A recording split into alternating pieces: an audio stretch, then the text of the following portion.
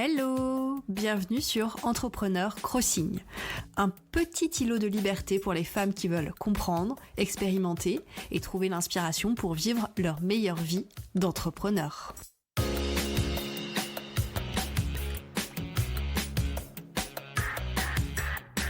Je suis Caroline Imbert et une fois par semaine, nous explorons les différentes pratiques, théories et questions qui vont t'aider à développer sereinement un business qui te ressemble. Et pour la dose d'inspiration, j'invite une fois par mois une entrepreneur à partager ses propres trucs et astuces. Allez, c'est parti pour l'épisode du jour. Hello! J'espère que tu vas bien.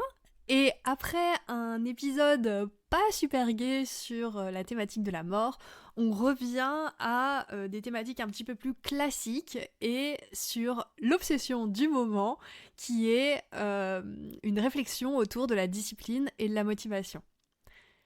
Tu as pu le voir dans le titre, cet épisode est au stade de pouce.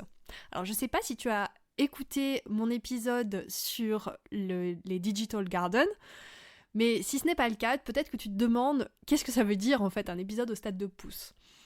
En fait, c'est un épisode pour lequel j'ai commencé à effectuer des recherches, j'ai commencé à mettre en marche mon cerveau pour réfléchir sur un sujet donné, mais en fait, pour l'instant, j'estime que j'ai pas encore terminé les recherches et j'ai pas un avis extrêmement poussé sur le sujet.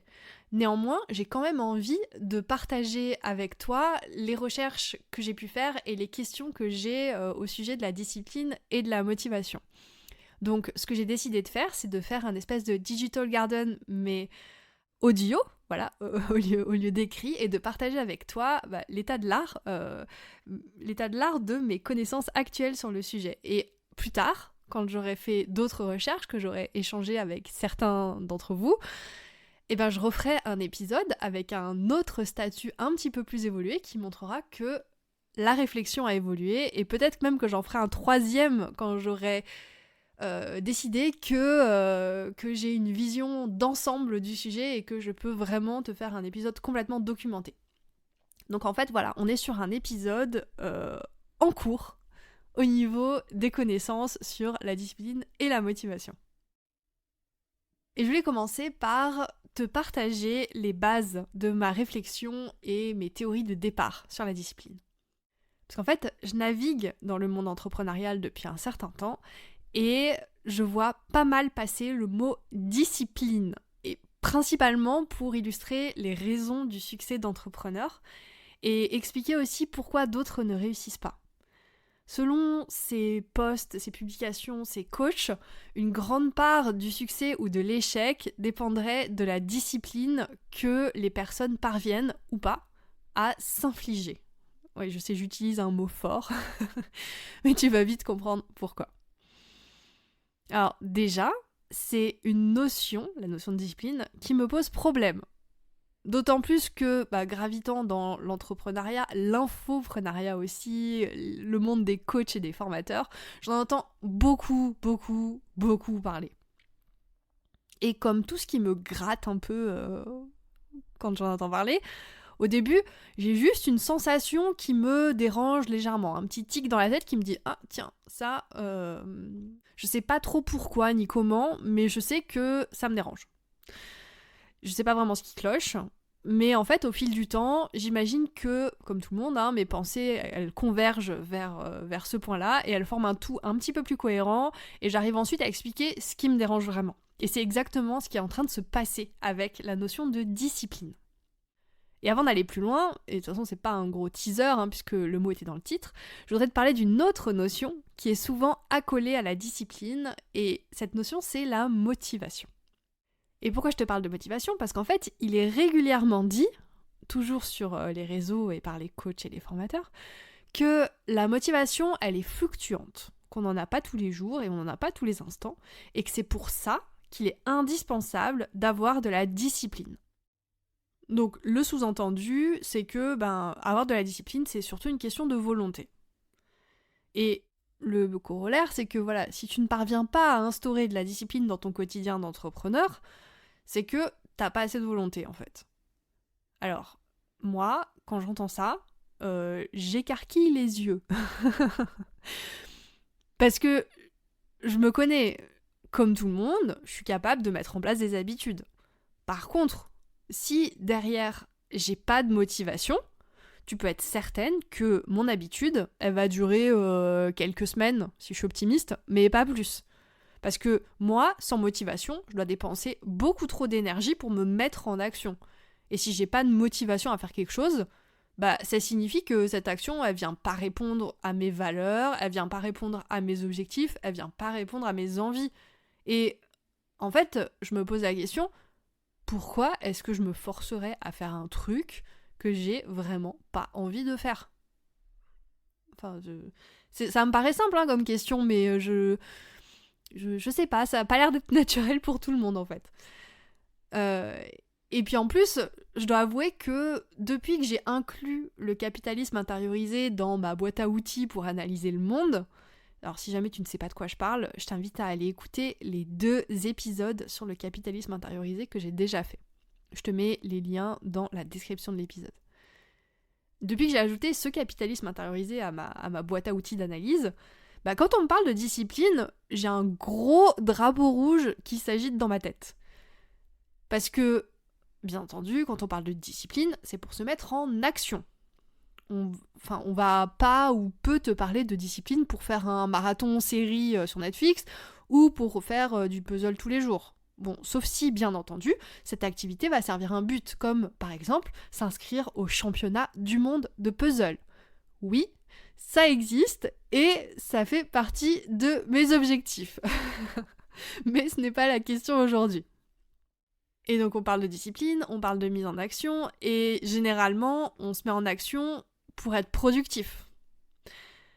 Là encore, si tu as écouté mes épisodes sur le capitalisme intériorisé, tu sais que la productivité à tout prix de l'être humain, c'est ce que prône le capitalisme et le néolibéralisme, le système dans lequel on vit en fait. Et c'est pas du tout un mode de vie qui nous respecte en tant qu'être humain. C'est plutôt un mode de vie qui nous respecte en tant que petit soldat corvéable à merci et interchangeable.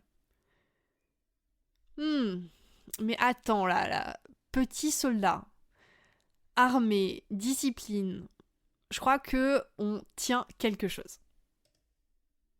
On va dérouler ce quelque chose en commençant par les bases, c'est-à-dire la définition de la discipline. Parce que comme l'utilisation de l'argument de discipline à toutes les sauces a tendance à m'irriter légèrement, je me suis dit que la première étape serait de voir la définition de la discipline et s'il existe des études scientifiques concernant la discipline chez l'être humain. Pour voir si on peut vraiment dire qu'une discipline peut mener au succès. Alors commençons par la définition du dictionnaire. Première définition. La discipline est une règle de conduite que l'on s'impose, maîtrise de soi, sens du devoir. Il y a une autre définition aussi, qui est ensemble de lois, d'obligations qui régissent une collectivité et destinées à y faire régner l'ordre. Règlement. Aptitude de quelqu'un à obéir à ces règles. Plusieurs choses semblent être à discuter dans ces réunions. Premier point, on parle de règles à respecter. Et à ce niveau-là, je pense qu'il peut être vraiment intéressant de se demander qui définit ces règles. Est-ce que, pour être considéré comme quelqu'un de discipliné, il faut définir soi-même ses règles ou répondre à une attente venant d'un groupe ou de la société ? Est-ce que si tu dis « je suis super discipliné parce que je me force à travailler pile 10 heures par semaine », est-ce que tu penses que tu seras vu comme une personne disciplinée si tu dis ça ? Ou alors est-ce qu'il faut remplacer le 10 par 40 ou 70 heures par semaine par exemple ? Je pense qu'il peut être intéressant vraiment de se demander d'où viennent les étalons qu'on va utiliser dans notre discipline. Deuxième point intéressant à discuter dans ces définitions, on parle de maîtrise de soi. Je t'ai déjà parlé de contrôle et de comment je le vis et comment je m'en libère petit à petit dans un épisode dédié de mon podcast. Je te mets la référence en description de l'épisode. Et effectivement, je pense qu'il y a une certaine fierté à montrer à soi et aux autres qu'on peut s'infliger des habitudes, qu'on n'obéit pas forcément à ses envies et qu'on est prêt à tout pour atteindre nos objectifs. Et je pense qu'on est quelque part dans une course à celui ou celle qui en fera le plus. Je me demande également s'il n'y a pas quelque chose de l'ordre de la fierté de se déshumaniser et d'atteindre une certaine perfection, de plus être esclave de sa condition d'humain et du fait que l'humain il n'a pas toujours le même niveau d'énergie, mais si tu réussis à mettre en place une discipline, tu t'en fous en fait de ton niveau d'énergie. Tu vas toujours faire la même chose et évoluer de manière assez linéaire. Et au-delà de la fierté, et ça j'ai entendu ça dans une interview d'une philosophe qui s'appelle Olivia Gazaleh récemment, au-delà de la fierté, je pense que cette volonté de contrôle du quotidien, ça peut aussi venir rassurer une personne qui vit dans un monde complètement incertain et qui a besoin de trouver des points de rassurance. Je sais pas si ce mot existe vraiment, mais je pense que tu m'as compris. Et effectivement, hein, moi je suis entrepreneuse, je côtoie beaucoup d'entrepreneurs donc qui ne sont pas salariés, qui n'ont pas la sécurité de l'emploi, et déjà qu'on vit dans un monde un petit peu chaotique, quand on est son propre patron et qu'on fait rentrer sa propre argent et qu'on n'a pas la sécurité de l'emploi, il y a d'autant plus d'angoisse qui font que peut-être qu'on a besoin aussi de mettre en place une certaine discipline pour sentir qu'on maîtrise un petit peu son quotidien, et ça permet de moins se poser de questions. Donc en fait, voilà, pour certaines personnes, tout ça, ça va se traduire par l'adoption de croyances qui vont apporter des réponses à plein de questions qui n'en ont pas forcément. Je t'ai déjà parlé de tout ce qui est New Age, mais il y a aussi la religion, hein. Et pour d'autres, ça va se traduire par l'adoption d'un quotidien qui est millimétré avec la discipline, où il n'y a pas trop de surprises, et dans lequel on se satisfait de notre constance et de nos progrès réguliers. Et je suis pas forcément en train de critiquer ça, hein. Chacun trouve midi à sa porte et chacun trouve du réconfort dans ce qu'il peut en fait, tout simplement. Mais je pense que c'est important de prendre conscience de ça en fait. Troisième point à discuter dans la définition de la discipline, on parle de l'aptitude à obéir à des règles. Et là, on est clairement dans la soumission à un ordre établi. Alors, ça peut être tout à fait normal, hein, je sais pas si on peut dire que la soumission peut être normale, mais en tout cas, quand on vit en société, c'est normal qu'il y ait des règles, parce que sinon ce serait rapidement la jungle, et que on a des règles à respecter, et c'est normal que pour vivre en bonne intelligence, on se plie à ces règles-là. Après, là où il faut se questionner, c'est si ces règles entrent en conflit direct avec nos valeurs, avec ce qu'on croit, avec ce qu'on est. Bon, voilà. Là, ça va se discuter. Mais en tout cas, dans la définition de la discipline, vraiment, on a l'obéissance. Et en fait, si on regarde assez objectivement, depuis tout petit, on nous apprend à respecter les règles. Et clairement, c'est un des rôles de l'école de nous apprendre à être disciplinés, à être à l'heure, à pas parler en cours, à bien travailler, à avoir des bonnes notes, etc. Et c'est vraiment une valeur, l'obéissance, qui est ancrée dans notre société. Et d'ailleurs, quand on voit les derniers discours politiques qui ont été faits, la discipline, l'obéissance est clairement mise en avant. Et avant d'arrêter avec juste les définitions du dictionnaire de la discipline, je voulais partager avec toi un petit truc qui m'a fait rire dans mes recherches. Parce que, donc, en tapant bêtement discipline dans un moteur de recherche, je suis tombée sur un objet qui m'a beaucoup fait rire et qui illustre en même temps très bien la vision que j'ai de la discipline.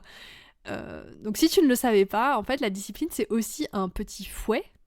Un fouet servant à s'infliger une punition corporelle selon un rite religieux. Voilà, donc tu te fouettes avec la discipline dans tes croyances religieuses pour te laver de tes péchés ou pour d'autres utilités, hein.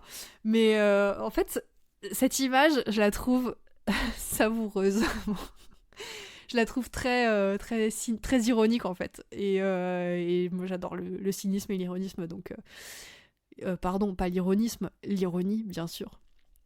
Donc j'ai trouvé cette image très drôle. Bon, trêve de plaisanterie. Maintenant qu'on a vu les définitions du dictionnaire de la discipline, je me pose cette question, existe-t-il des études scientifiques concernant la discipline ? Je précise que je ne suis pas chercheuse professionnelle.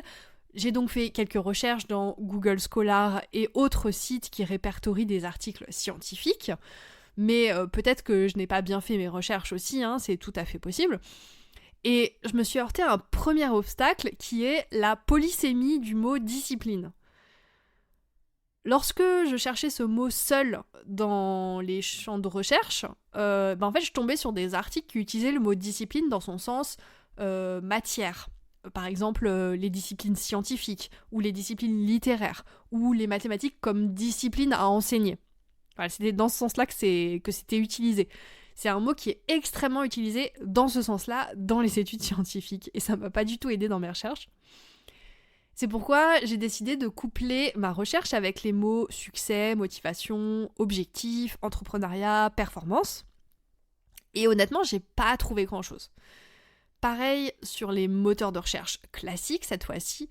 Là, j'ai énormément de contenu provenant de blogs de coach et de développement personnel, mais bizarrement, entre guillemets, aucune source scientifique pour venir étayer mes propos. Donc, première tentative, j'ai un peu fait chou blanc dans ma recherche sur la discipline, et je dois avouer que c'est venu confirmer ma théorie de départ, qui était que l'argument de discipline, en fait, c'est plus une idéologie qui est largement reprise par la sphère du développement personnel et la société, qu'un réel concept scientifique. Donc voilà, j'ai pas grand-chose à dire de plus, donc je te propose qu'on termine l'épisode ici. Non, je rigole, c'était une blague pas drôle du tout, mais on va bien entendu continuer l'épisode. On ne peut pas passer par la porte ? Qu'à cela ne tienne, nous allons passer par la fenêtre. J'ai légèrement fait évoluer ma recherche vers l'autodiscipline. Et avec ce mot-clé, on obtient quand même beaucoup plus d'études qui ont été faites sur le sujet.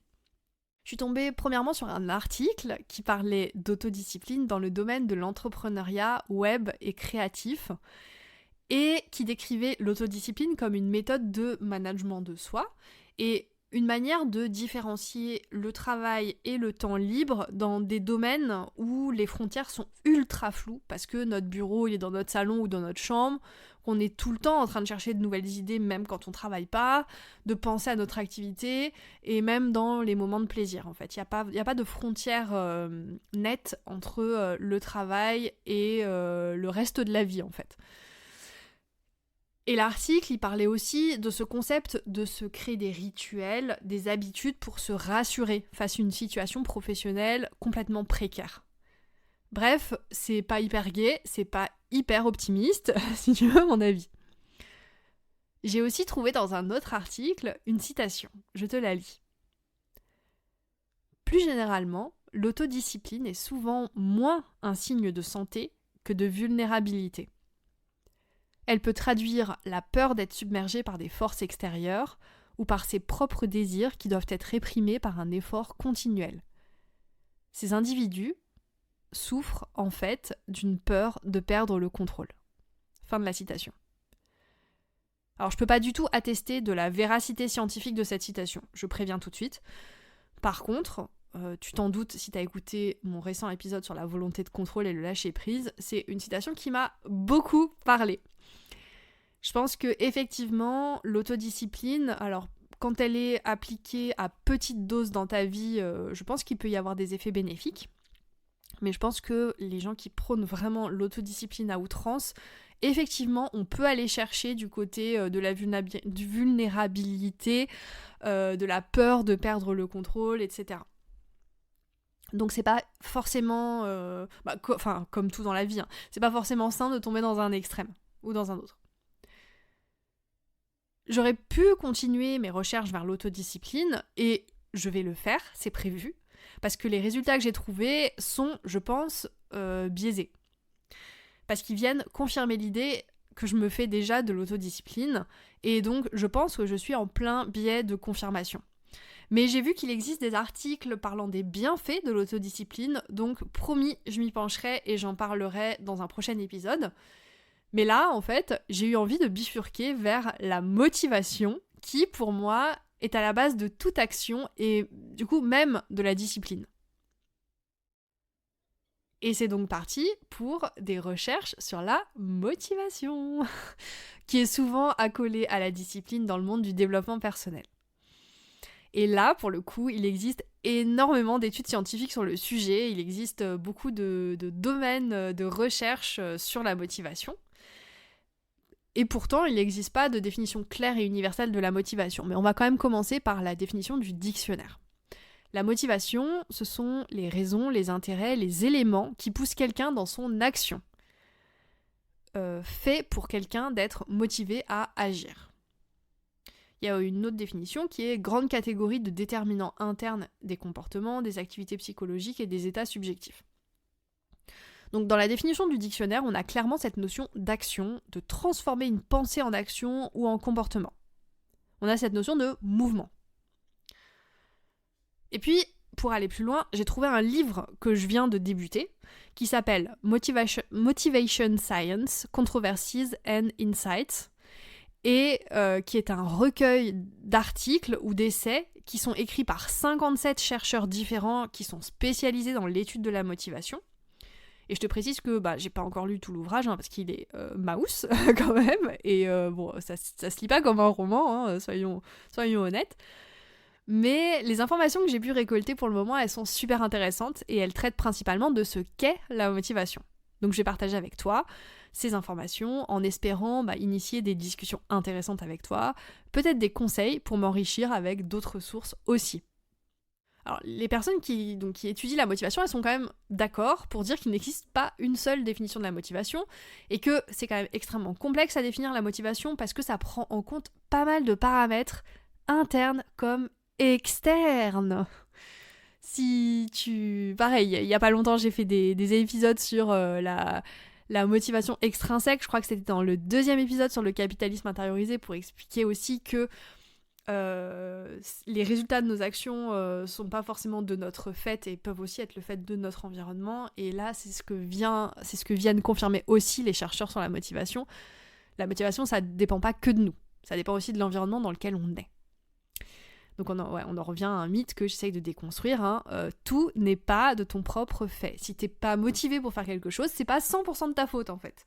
Et c'est important d'aller chercher les causes à l'intérieur de toi, mais aussi à l'extérieur dans ton environnement.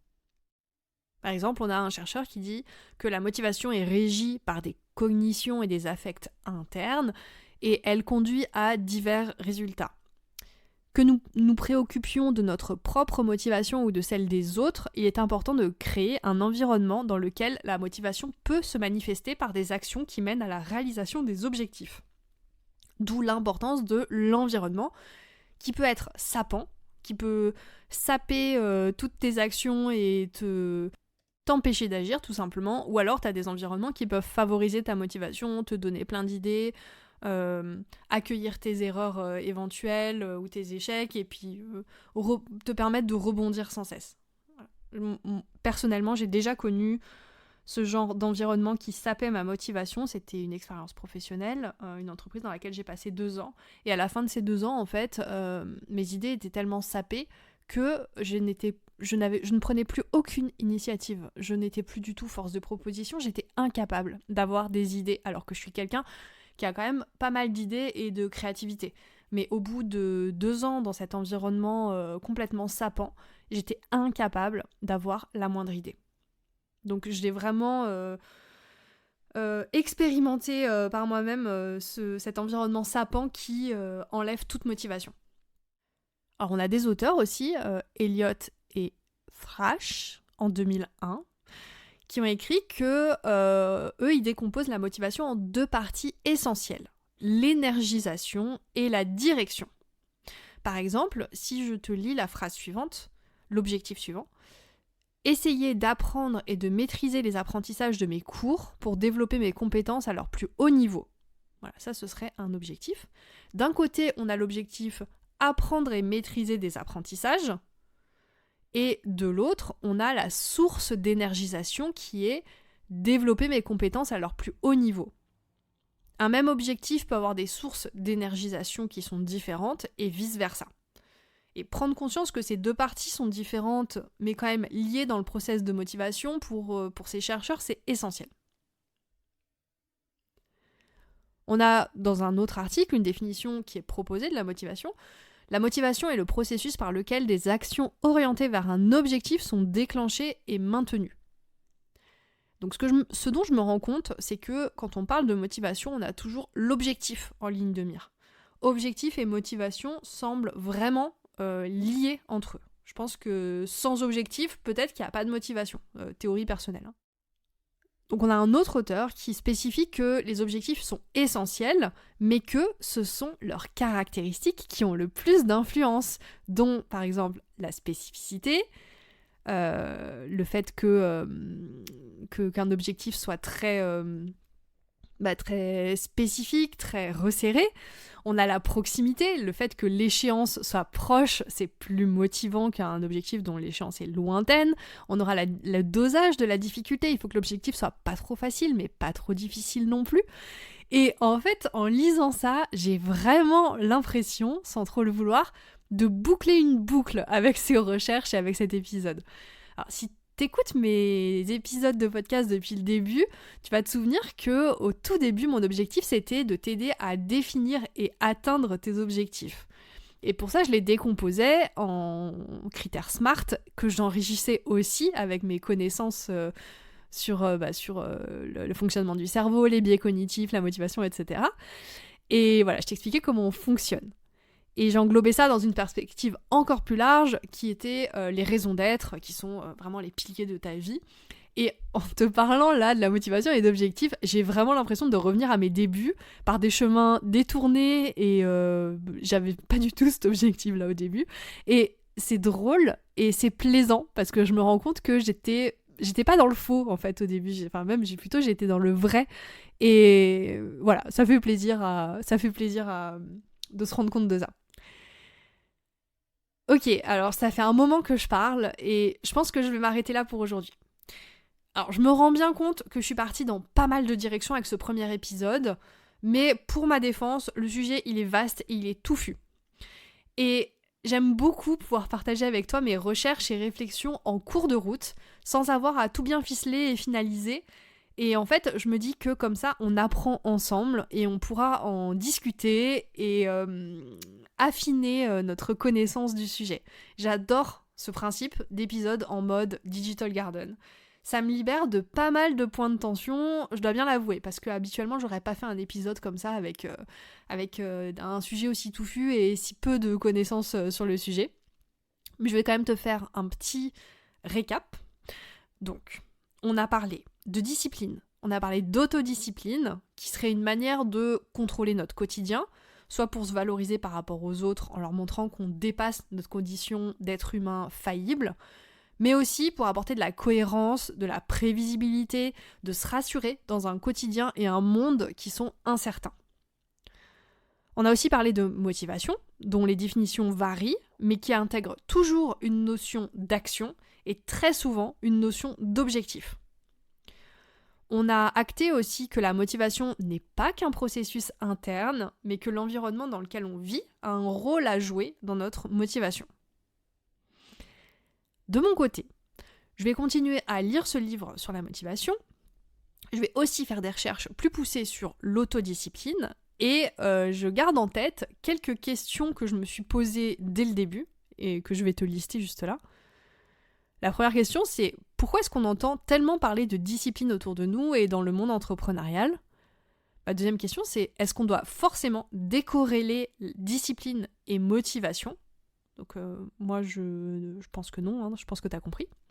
Mais bon, faisons des recherches. Troisième question, est-ce qu'une discipline sans motivation, c'est pas courir au surmenage et à une estime de soi en baisse ? Ça, c'est pareil, c'est une théorie que j'ai. Quatrième question, est-ce que la discipline sans motivation ne serait pas juste de la motivation extrinsèque ? Et cinquième question, peut-être qu'au lieu de parler de discipline, on devrait parler d'habitude à mettre en place. En fait, j'ai beaucoup de mal avec le mot discipline qui pour moi est un vocabulaire vraiment très militaire. Et je pense que je préférerais parler d'habitude. Mais je sais pas si c'est pertinent. Voilà, tu sais tout. Enfin, on commence à approcher le différents sujets ensemble. Donc je te remercie d'être arrivé jusque-là. J'espère que ça a généré plein de questions en toi et plein de petites prises de conscience. Et je te dis à la semaine prochaine. Et oui, c'est déjà la fin de l'épisode. Mais je profite de ces quelques secondes pour t'envoyer toute ma gratitude et te dire que si tu souhaites soutenir ce podcast, tu peux, en plus de l'écouter chaque semaine, prendre 2 minutes pour me mettre 5 étoiles sur ta plateforme d'écoute et me dire en commentaire ce que ce podcast t'apporte. Je lis chaque commentaire posté et c'est pour moi un concentré de joie et de motivation, donc par avance, merci pour ta contribution. Si tu es à la recherche des ressources citées dans l'épisode, tu peux les retrouver dans la description. J'ajoute un dernier mot pour te dire que si tu veux me contacter à propos du podcast ou pour me suggérer un sujet à traiter, tu peux m'envoyer un message sur Instagram ou par mail. Là encore, tu trouveras toutes les informations en description. À la semaine prochaine!